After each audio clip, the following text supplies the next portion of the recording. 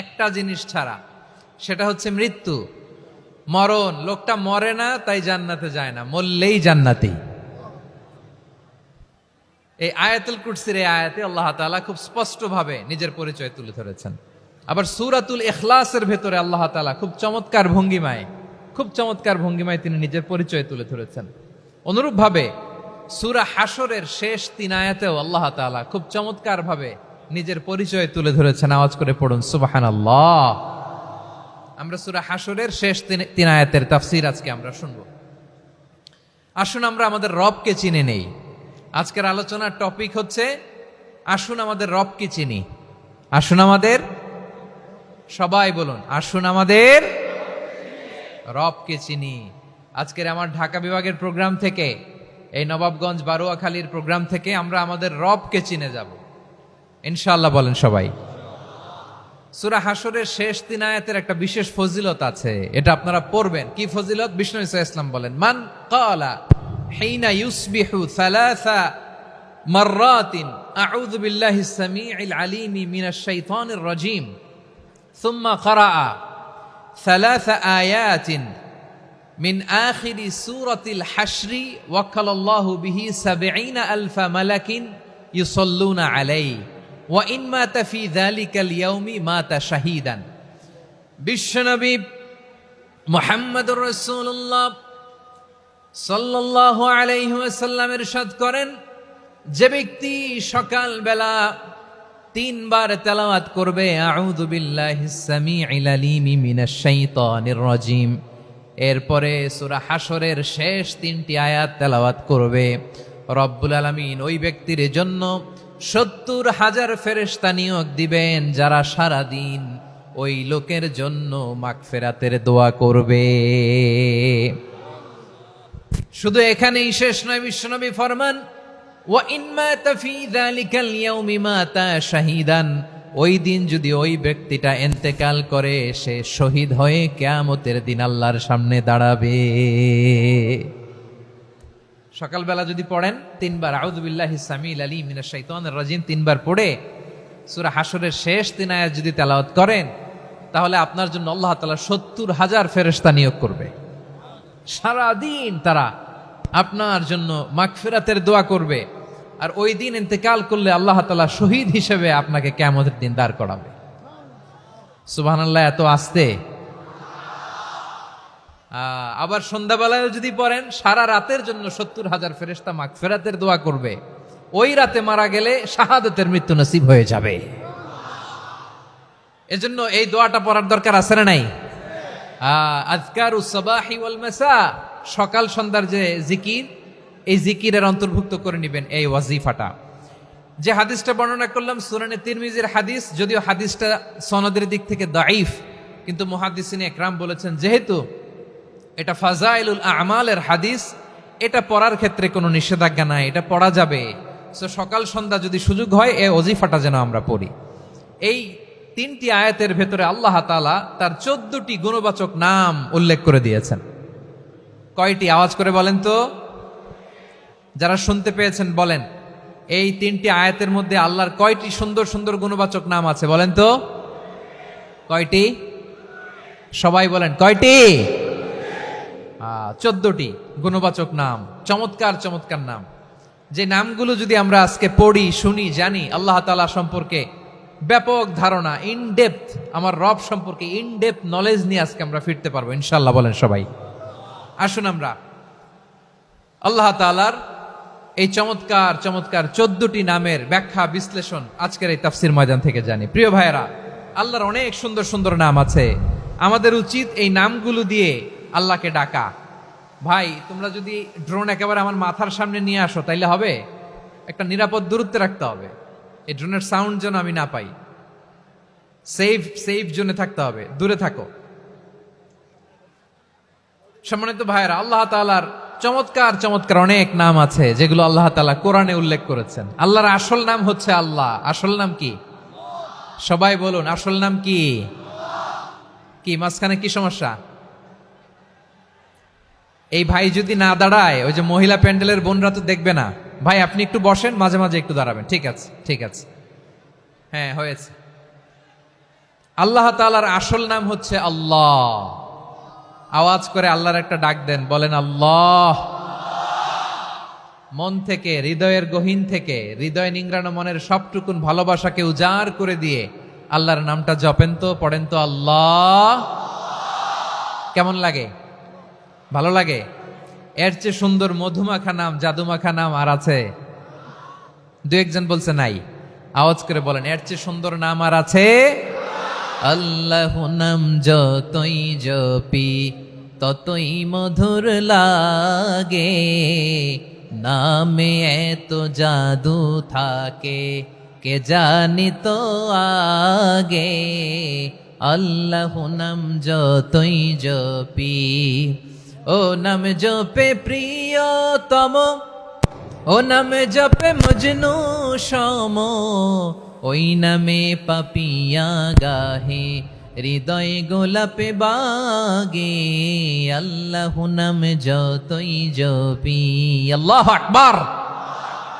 এত মধুর নাম আর দ্বিতীয়টা নাই, যতই জপি ততই ভাল লাগে, ঠিক কিনা বলেন?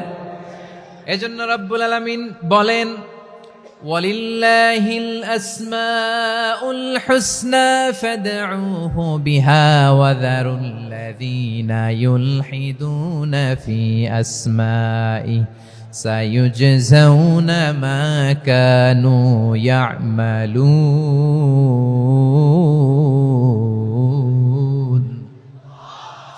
আল্লাহ বললেন, আমার অনেক সুন্দর সুন্দর নাম আছে, অনেকগুলো গুণবাচক সুন্দরতম নাম আছে। তোমরা এই নামগুলো ধরে আমি আল্লাহরে ডাকো, আর যারা আমি আল্লাহর নামের বিকৃতি ঘটায় তাদেরকে তোমরা বর্জন করো। আর তারা দুনিয়াতে যা করেছে আখিরাতের ফল তারা ঠিকই পাবে। সুবহানাল্লাহ বলেন। আল্লাহর অনেক সুন্দর সুন্দর নাম আছে, এগুলো ধরে ডাকতে বলা হয়েছে। আর যারা আল্লাহর নামের বিকৃতি করে তাদেরকে বর্জন করতে বলা হয়েছে। আপনি আল্লাহর নামের জিকির যখন করবেন, আপনি আমার আল্লাহর নামের বিকৃতি করতে পারবেন? বারোয়াখালীর ভাইয়েরা বুঝে থাকলে আওয়াজ দেন, আল্লাহর নামের বিকৃতি করা যাবে? আপনি যখন জিকির করবেন স্পষ্ট শব্দে আল্লাহর নামটা বোঝা যেতে হবে। সুবহানাল্লাহ, ওয়ালহামদুলিল্লাহ, লা ইলাহা ইল্লাল্লাহ, আল্লাহু আকবার।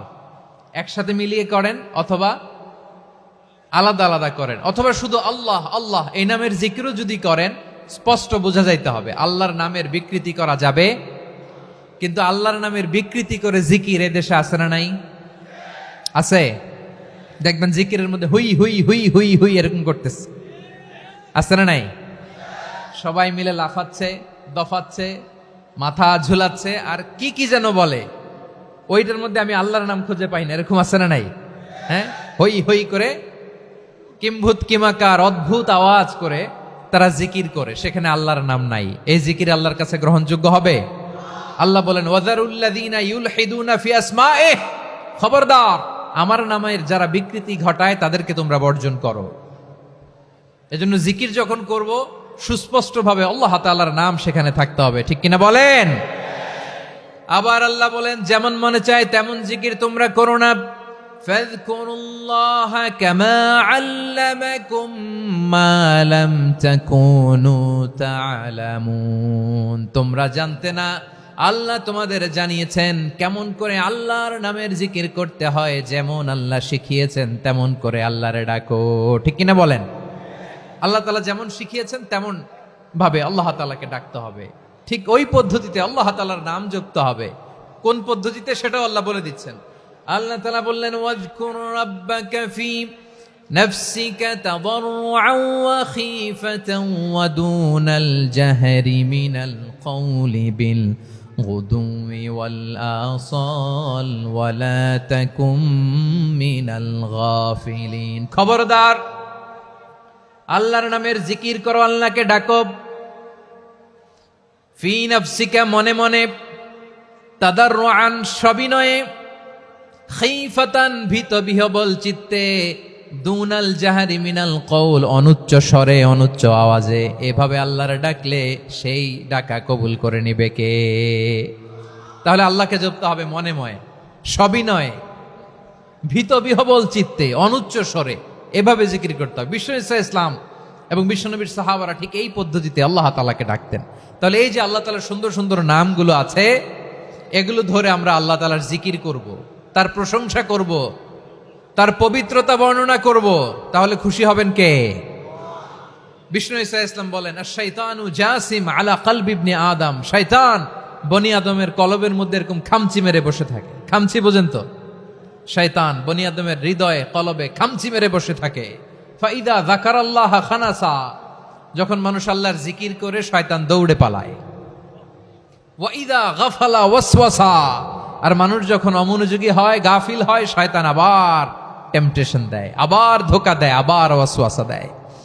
এজন্য বিশ্বনবী বলতেন, লা ইয়াজালু লিসানুকা রাতবান মিন যিকরিল্লাহ, সব সময় প্রতি মুহূর্তে সর্বক্ষণে তোমার জিহ্বাটা আল্লাহর জিকির দিয়ে ভিজা রাখবা, আল্লাহর জিকির দিয়ে সিক্ত রাখবা, তাহলে কবুল করবে কে?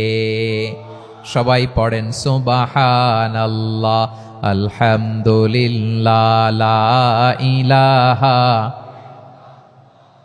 সুবহানাল্লাহ, আলহামদুলিল্লাহ, লা ইলাহা ইল্লাল্লাহ, লা ইলাহা ইল্লাল্লাহু মুহাম্মাদুর রাসূলুল্লাহ সাল্লাল্লাহু আলাইহি ওয়াসাল্লাম। প্রিয় ভাইরা, আল্লাহ তাআলার অনেকগুলো নাম আছে। আল্লাহ তাআলার এই নামগুলো ধরে তার নাম আমাদের ডাকতে হবে, জপতে হবে। বিষ্ণু ঈসা ইসলাম বলেন, ইন্না লিল্লাহি 99 ইসমান মিআতান ইল্লা ওয়াহিদা, আল্লাহর রয়েছে 99টা নাম, এক কম 100। এক কম, আমরা বাংলায় বলি না যে এক কম 100, মানে আসলে কয়টা? 99টা। বিশ্বনবী বলেন, আল্লাহর 99টা নাম আছে, মিআতান ইল্লা ওয়াহিদা, এক কম 100।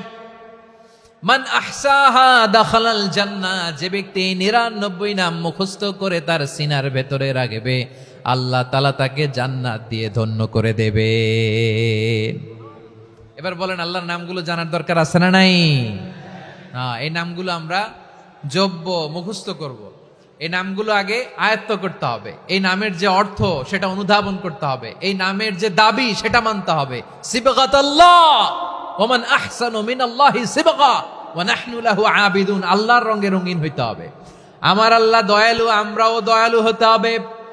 আমার আল্লাহ সহনশীল, আমরাও সহনশীলতার চর্চা করতে হবে। আমার আল্লাহ মেহেরবান, আমরাও মেহেরবান হতে হবে। বিষ্ণু ঈসা ইসলাম আল্লাহর এই চমৎকার সুন্দরতম নামগুলো ধরে ধরে আল্লাহর কাছে চাইতেন। আপনি যখন দোয়া করবেন, আল্লাহর নামগুলো ধরে যদি দোয়া করেন, আল্লাহ ওই দোয়া ফিরায় দেয় না। সুবহানাল্লাহ বলেন।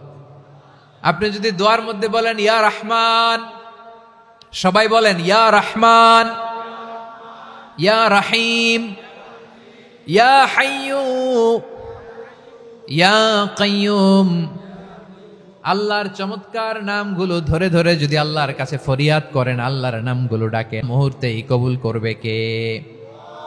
বিষ্ণু ঈসা ইসলাম এভাবে আল্লাহর নামগুলো ধরে ধরে জিকির করতেন, আল্লাহর নাম জপতেন। তিনি বলতেন, আসআলুকা বিকুল্লি ইসমিন হুয়া লাক, আল্লাহ তোমার যত নাম আছে সব নামের ওসিলায় তোমার কাছে ফরিয়াদ করি, সব নামের ওসিলায়।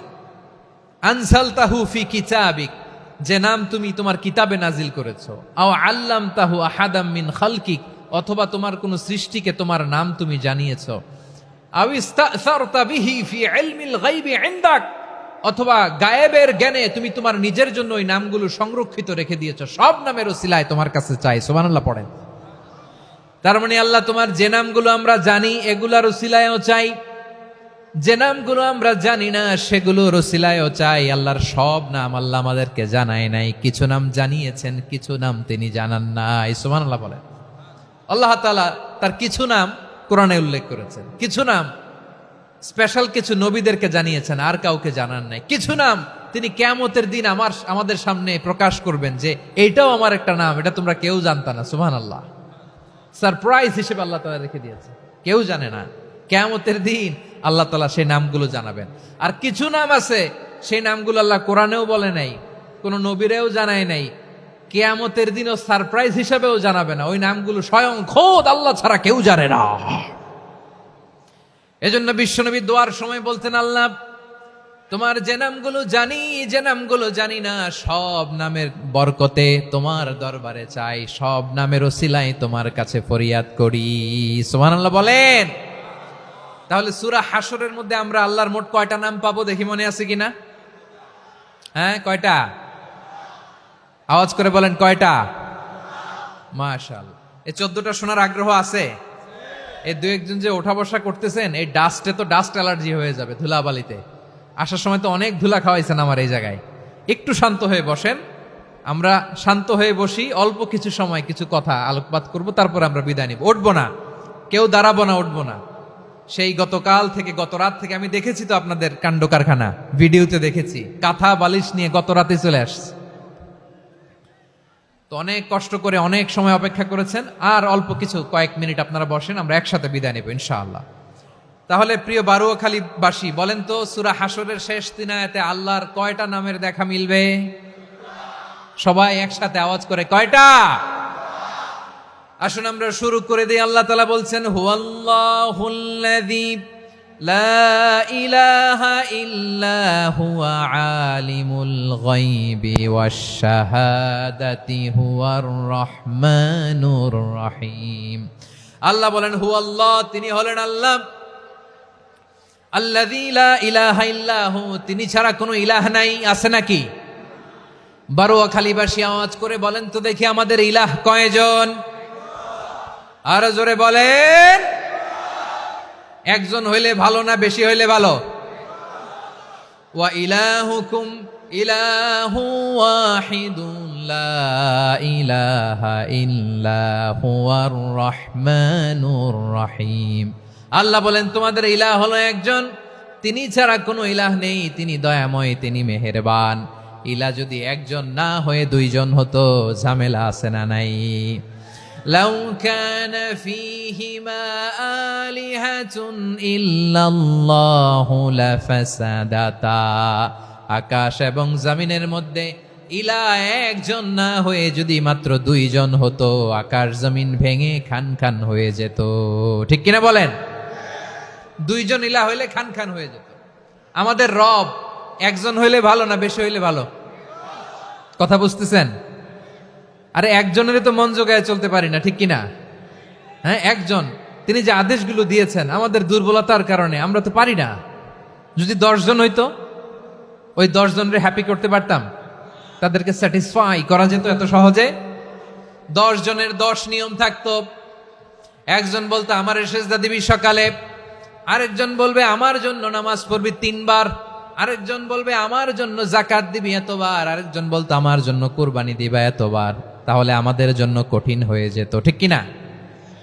যদি ইলা একজন না হয়ে একাধিক হতো, একজন বলতো না আমি মহাবিশ্ব এভাবে চালাবো, আরেকজন বলতো না আমার মন চায় এভাবে, আমি এভাবে চালাবো, একজন বলতো সূর্য আমি পূর্ব দিকে উঠাবো, আরেকজন বলতো না আমি দক্ষিণ দিকে উঠাবো, আরেকজন বলবে না আমি উত্তর দিকে উঠাবো। এরকম আছে না নাই? ঝামেলা লেগে যেত। এজন্য বেশি রব হইলে আমাদের জন্য ঝামেলা, খোদা বেশি হইলে আমাদের লস। একজন হওয়াতে আমরা বেঁচে গেছি। বারুয়াখালীবাসী আওয়াজ করে না, কথা বলে না। রব খোদা একজন হওয়াতে আমাদের সুবিধা হয়েছে না? এজন্য আল্লাহ বলেন লা ইলাহা ইল্লাহু, তিনি ছাড়া তোমাদের কোনো ইলাহ নাই, তিনি একজন। লা ইলাহা ইল্লাহু আলিমুল গায়বি ওয়াশ শাহাদা, তিনি প্রকাশেরও মালিক অপ্রকাশেরও মালিক। তিনি যেটা ওপেন এটাও জানেন, যেটা গোপন সিক্রেট ওইটাও জানেন। আলিমুল গায়বি ওয়াশ শাহাদা, তিনি গায়েবের মালিক, গায়েবের জ্ঞানী, যেটা দেখা যায় না, অদৃশ্য, জানা নাই, এটাও তিনি জানেন। এগুলো জানতে তার কোনো মাধ্যমের প্রয়োজন হয় না। অতীতে কি হয়েছে, বর্তমানে কি চলছে, ভবিষ্যতে কি হবে, সব তার জ্ঞানের ভেতরে আছে না নাই? এজন্য আল্লাহ বললেন আলিমুল গায়বি ওয়াশ শাহাদা, তিনি গায়েবের জ্ঞান রাখেন, তিনি দৃশ্য জগতের জ্ঞান রাখেন, তিনি প্রকাশ্য জগতের জ্ঞান রাখেন, তিনি গোপন জগতের জ্ঞান রাখেন। তার কাছে কোনো কিছু গোপন নাই, ঠিক কিনা বলেন? হুয়ার রহমানুর রহিম, তিনি হলেন দয়াময়, তিনি হলেন মেহেরবান। এই যে শুরু হলো 14 নামের প্রথম 2টা, আর রহমান আর রহিম। হুয়ার রহমানুর রহিম, তিনি হলেন the most gracious, the most merciful, তিনি দয়াময়, তিনি অতিশয় মেহেরবান। সুবহানাল্লাহ বলেন। তার দয়ার কোনো শেষ নাই, তার মায়ার কোনো শেষ নাই।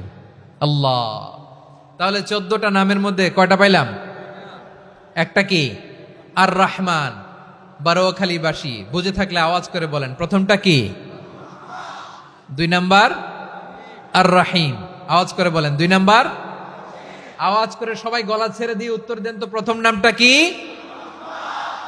দ্বিতীয় নামটা? আর রাহিম। রহমান আল্লাহর one of the major names. আল্লাহর মৌলিক নামগুলোর মধ্যে গুরুত্বপূর্ণ একটা নাম হচ্ছে রহমান। গুরুত্বপূর্ণ নাম কি? রহমান, দয়ার সাগর, মায়ার সাগর। রহমানুন ফিদ দুনিয়া ওয়া রহিমুন ফিল আখিরা। এই দুনিয়ার জন্য আল্লাহ রহমান, দুনিয়াতে আল্লাহ সবাইরে দয়া করে, কাফিররেও করে, মুসলিমরেও করে। আর আখিরাতের জন্য তিনি রহিম, সেখানে কাফির মুশরিকদের জন্য আল্লাহর পক্ষ থেকে কোনো দয়া থাকবে না। চিল্লায় বলেন ঠিক কি না? এজন্য আল্লাহ বললেন আমার মৌলিক একটা নাম হলো রহমান। আল্লাহর পরে অন্য কোন নাম দিয়ে যদি তোমরা আমার নাম প্রকাশ করতে চাও, জপতে চাও, ডাকতে চাও, তোমরা রহমান নামে ডাকো। রব্বুল আলামিন ইরশাদ করেন, কুলিদুল্লাহ আউদিউর রহমান আইয়াম্মা তাদউ ফালাহুল আসমাউল হুসনা। আমাকে আল্লাহ নামে ডাকো, কিংবা আমি আল্লাহকে রহমান নামে ডাকো, যে নামেই ডাকো না কেন আমার আছে অনেকগুলো সুন্দর সুন্দর নাম। যে নামেই ডাকো আমি শুনি, ডাকলেই আমি সাড়া দেই। সকালে ডাকলেও সাড়া দেই, দুপুরে ডাকলেও সাড়া দেই, মাঝ রাতেও যদি আমরা বিপদে পড়ি ডাকলে আমাদের ডাকে সাড়া দেয় কে? সবাই বলুন তো, সাড়া দেয় কে? আবার বিশ্বনবী যখন মক্কায় দাওয়াত দিচ্ছিলেন, তিনি মাঝে মাঝে আল্লাহর নাম বলছিলেন, মাঝে মাঝে তিনি রহমান নাম বলছিলেন। যখন তিনি বললেন ওয়াইদা কিলা লাহুম উসজুদু লিররহমানি ক্বালু ওয়ামার রহমান। বিশ্বনবী মক্কায় যখন মক্কার কাফিরদেরকে, কুরাইশদেরকে বলল তোমরা রহমানকে সেজদা দাও, রহমানের ইবাদত করো, রহমানের জন্য সেজদায় লুটিয়ে পড়ো, মক্কাবাসী বলে রহমান আবার কে? রহমান রে তো চিনি না। রহমানকে আল্লাহ চিনি, রহমান চিনি না। মক্কাবাসী কি বলে? কারে চিনে? আল্লাহরে চিনে। কারে চিনে না? রহমান কে তো চিনি না। রহমান আবার কোত্থেকে আসলো? কে Rahman? Who is this Rahman? যখন তারা বলে রহমান রে চিনি না, আল্লাহর গায়রতে আঘাত লেগেছে। আল্লাহ বলে রহমান রে চিনো না, না? তাদেরকে চিনানোর জন্য আল্লাহ ৭৮ আয়াত বিশিষ্ট আর রহমান নামে কোরআনে একটা সূরা নাজিল করেছেন। যখন মক্কার কুরাইশরা বলে আল্লাহ চিনি, রহমান চিনি না, আল্লাহ বলে রহমান রে চিনো না, তাহলে চিনে নাও রহমান নামে। তিনি ৭৮ আয়াত বিশিষ্ট কালামুল্লাহ মাজিদে একটা গোটা সূরা নাজিল করে দিয়েছেন। তিনি নাজিল করলেন, আর রহমানু আল্লামাল কুরআনা খালাকাল ইনসানা আল্লামাহুল বায়ান। দয়াময় রহমান শেখালেন কোরআন, বানালেন ইনসান, শেখালেন বায়ান। দয়াময় রহমান শেখালেন কোরআন, বানালেন ইনসান, শেখালেন বায়ান। দয়াময় রহমান শেখালেন কোরআন, বানালেন ইনসান, শেখালেন বায়ান। পড়েন আল্লাহু আকবার। আল্লাহ বলে রহমান কারে বলে চেনো না? শুনে নাও, ৭৮ আয়াত বিশিষ্ট গোটা একটা সূরা নাজিল করে দিলাম, সূরাতু আর রহমান। আর রহমান তিনি দয়ালু, আল্লামাল কোরআন, তিনি মানুষকে কোরআন শিখিয়েছেন। খালাকাল ইনসান, মানুষ বানিয়েছেন। আল্লামাহুল বায়ান, মানুষকে কথা বলা, বর্ণনা করা শিখিয়েছেন। পড়েন সুবহানাল্লাহ। গোটা একটা সূরা নাজিল করেছেন, সূরাতু আর রহমান। আমার বারোয়াখালীর ভাইয়েরা, তার নাম হচ্ছে আর রহমান, আর রাহিম মানে দয়াময়, মেহেরবান। তার দয়া যে কত বেশি আপনি কল্পনাও করতে পারবেন না, আপনি কল্পনাতেও আনতে পারবেন না তার দয়া কত বেশি। বিশ্বনবী সাল্লাল্লাহু আলাইহি ওয়াসাল্লাম ফরমান, লাম্মা কাদাল্লাহুল খালকা কাতাবা ইনদাহু ফাওকা আরশিহি। আল্লাহ যখন মহাবিশ্বের সব সৃষ্টি করে সারলেন, তিনি আরশের উপরে লিখলেন সাবাকাত রাহমাতি গাদাবি। সাবাকাত রাহমাতি গাদাবি কোথায় লিখছে? আরশের উপরে। আওয়াজ করে বলেন তো কোথায় লিখেছে? আরশের উপরে আল্লাহ লিখলেন সাবাকাত রাহমাতি গাদাবি। এর মানে হলো আমার দয়ার কাছে, আমার ভালোবাসার কাছে আমার ক্রোধ পরাজয় বরণ করেছে। আমার দয়ার কাছে আমার রাগ কিংবা ক্রোধ পরাজয় বরণ করেছে। মানে আমি আল্লাহর দয়া আছে, আবার আমি আল্লাহর ক্রোধ বা রাগ আছে, কিন্তু আমি আল্লাহর রাগের চেয়ে দয়া বেশি। আওয়াজ করে বলেন, আল্লাহর রাগ বেশি না দয়া বেশি? আল্লাহর যদি রাগ থাকতো আমরা বাঁচতে পারতাম? যে পরিমাণে আকাম কুকাম আমরা করি, অপকর্ম করি, অন্যায় করি, জুলুম করে জুলুমের আড্ডাখানা বানিয়ে রেখেছি গোটা দুনিয়াকে, আল্লাহ যদি মুহূর্তে মুহূর্তে রেগে যেতেন আমরা বাঁচতে পারতাম? মহাবিশ্ব সৃষ্টির পরেই তিনি আরশের উপরে লিখেছেন সাবাকাত রাহমাতি গাদাবি, মানে আমি আমার দয়ার কাছে আমি আল্লাহর ক্রোধ, রাগ, ক্ষোভ এটা পরাজিত হয়েছে। সুবহানাল্লাহ বলেন। আবার বিষ্ণু বললেন জাআলাল্লাহুর রাহমাতা মিয়াতা জুজ, আল্লাহ দয়ার ভালোবাসাকে 100 টুকরা করলেন। 99 টুকরা দয়া মায়া ভালোবাসা আল্লাহ নিজের কাছে রেখে দিলেন, আর 1 টুকরা দয়া মায়া ভালোবাসা আল্লাহ গোটা বিশ্বের সবার মাঝে ঢেলে দিলেন। দয়া মায়া ভালোবাসা 100 টুকরা করে আল্লাহ নিজের কাছে রাখছেন কয় টুকরা? সবাই বলেন 99 টুকরা। আর গোটা বিশ্বের সবার মাঝে ভাগ করে দিয়েছেন কয় টুকরা? এবার এই 1 টুকরার নমুনা দেখেন তো পৃথিবীতে। স্বামী স্ত্রীর জন্য কত ভালোবাসা, বন্ধু বন্ধুর জন্য কত ভালোবাসা, গার্লফ্রেন্ড বয়ফ্রেন্ডের জন্য গলায় ফাঁস লাগায়, আছে না নাই? এই এখন গলার আওয়াজ বাড়ছে ইয়াংদের। হুজুর এখন গার্লফ্রেন্ড বয়ফ্রেন্ডের ভিতরে ঢুকছে, এখন আমরা আছি হুজুর। জেগে উঠছে বারুয়াখালী। দেখেন এই তো কয়েকদিন আগেই তো, কত বছরের 12 না কত বছরের এক মেয়ে, কত বছর? 11। ওই দেখেন সব মুখস্থ দুষ্টগুলার, আর কিছু মুখস্থ না থাকলে এগুলো মুখস্থ। 11 বছরের, তারে কি বলবো, তরুণীও তো না, কিশোরী। এই কিশোরী ভালোবাসার টানে বাপ মা থুইয়া চলে গেছে কোথায়? দেখেন ভালোবাসারে আল্লাহ 100 টুকরা করেছেন, 99 টুকরা ভালোবাসা আল্লাহ নিজের জন্য রেখেছেন, 1 টুকরা আমাদের সবাইকে ভাগ করে দিয়েছেন। যত পাখি আছে পৃথিবীতে, যত মাছ আছে, যত প্রাণী আছে, যত মানুষ আছে, যত জিন আছে, আমরা সবাই মিলে পেয়েছি ভালোবাসার কয় টুকরা? আর আরশে আজিমের অধিপতি আল্লাহ, তিনি তার কাছে ভালোবাসা রেখে দিয়েছেন কয় টুকরা? তাহলে এবার আওয়াজ করে বলেন, আল্লাহর রাগ বেশি নাকি দয়া বেশি? আল্লাহ তুমি দয়ার সাগর রহমানুর রহিম, তোমার দয়ায় পূর্ণ আমার সারা নিশিদিন। সবাই পড়েন, আল্লাহ তুমি দয়ার সাগর রহমানুর রহিম, তোমার দয়ায় পূর্ণ আমার সারা নিশিদিন। আল্লাহু আকবার। আল্লাহ বলেন রাহমাতি ওয়াসিআত কুল্লা শাই, গোটা বিশ্বের সব জায়গায় আমি আল্লাহর রহমত বিস্তৃত, এমন কোন জায়গা নাই যেখানে আমি আল্লাহর রহমত নাই। ঠিক কিনা বলেন? এমন কোন জায়গা নাই আমি আল্লাহর রহমত নাই। আমি আল্লাহর রহমত ছাড়া গাছের একটা পাতা নড়ে না, আমি আল্লাহর দয়ার রহমত ছাড়া গাছের একটা পাতা পড়ে না, আমি আল্লাহর দয়ার রহমত ছাড়া আকাশ থেকে 1 ফোঁটা বৃষ্টি ঝরে না। তিনি হলেন রহমান, তিনি হলেন রাহিম। ঠিক কিনা বলে? আল্লাহরে চিনতেছেন? আলোচনার বিষয় কি? আসুন আমাদের রবকে চিনি। তিনি হলেন আর রহমান, তিনি হলেন আর রাহিম। তার দয়ার কোনো শেষ নাই, তার মায়ার কোনো শেষ নাই। বনি ইসরাইলের এক লোক 500 বছর আল্লাহর ইবাদত করেছে। কয় বছর? কোথায় জানেন? সাগরের মাঝখানে এক পাহাড়, ওই পাহাড়ের উপরে বসে 500 বছর টানা আল্লাহর ইবাদত। দিনে আর রাতে একবার করে নিচে নামতেন। সেখানে আল্লাহ তাআলা পাথরের ভেতর থেকে তার জন্য মিঠা পানির ব্যবস্থা করে দিয়েছেন, আর একটা ডালিম গাছের ব্যবস্থা করে দিয়েছেন। সকালে নামলে একটা টসটসে ডালিম, রাতে নামলে টসটসে ডালিম। এগুলো খেয়ে খেয়ে 500 বছর সে আল্লাহর ইবাদত করেছে। আর সে আল্লাহর কাছে বলেছে, আল্লাহ আমি যখন মারা যাব সেজদারত অবস্থায় যেন মারা যাই। ঠিকই আল্লাহ সেজদারত অবস্থায় সাইয়েদনা আজরাইলকে পাঠিয়ে দিলেন। সেজদারত অবস্থায় লোকটা মারা গেল। 500 বছর ইবাদতের পরে আল্লাহর দরবারে কিয়ামতের কঠিন ময়দানে যখন লোকটা হাজির হয়ে যাবে, আল্লাহ বলবেন আদখিলু আবদি আল জান্নাতা বিরহমাতি, আমার বান্দাকে আমার দয়া আমার ভালোবাসা দিয়ে জান্নাতে ঢুকায়া দাও।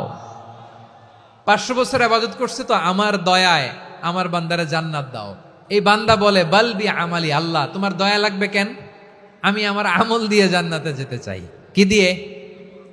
কথা বুঝে নাই বোধহয়। আল্লাহর এই বান্দা কি দিয়ে জান্নাতে ঢুকতে চায়? আমল দিয়ে। আল্লাহ বলছে আমার দয়ায় আমার বান্দারা জান্নাতে নিয়ে যাও ফেরেশতারা। এ বলে আল্লাহ তোমার দয়া লাগবে কেন, সেজদা তো কম দেই নাই।